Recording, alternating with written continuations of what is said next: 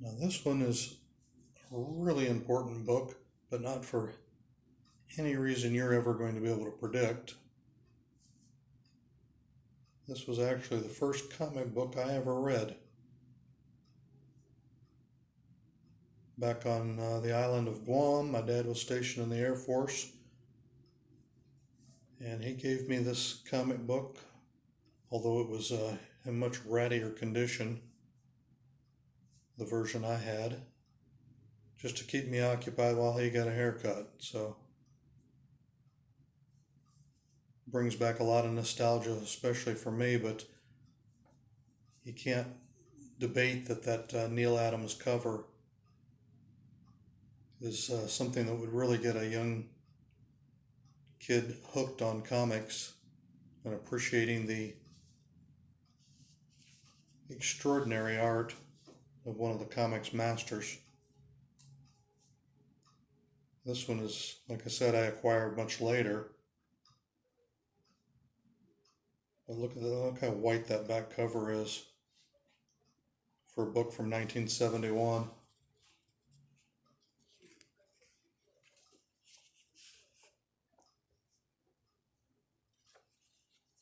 Not only do I get Neal Adams art, I get a Denny O'Neil script, and that it really influenced me to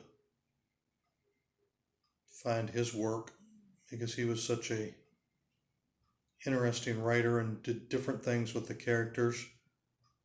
Marvel had been tooling along for quite a while, making their characters more relatable, more believable, since the 1960s with Spider-Man, Fantastic Four, and such.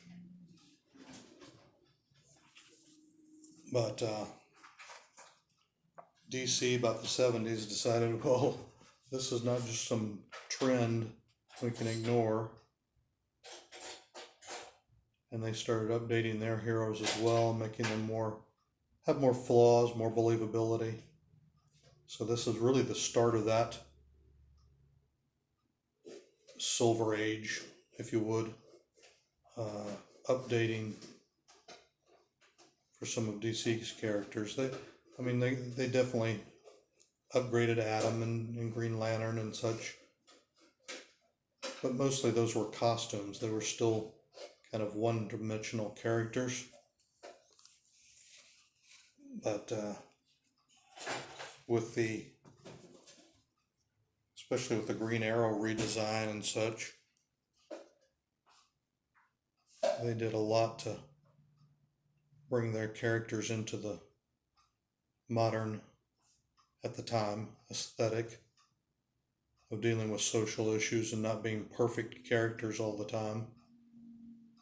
The story basically is Superman's exposed to a virus while doing a little rescue work, and when he comes back to Earth, he starts infecting everybody on Earth.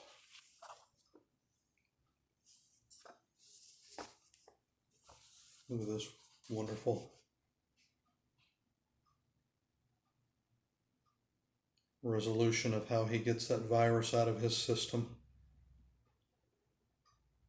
Just incredible action and drama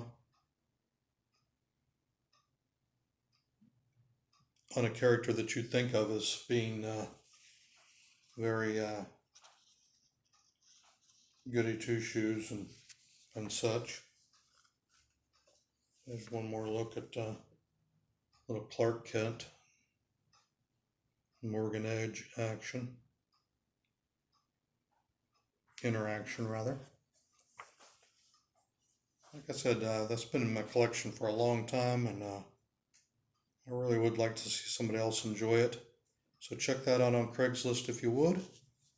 As always, thanks for watching. If you want to see more Silver and Bronze Age beauties, like and subscribe.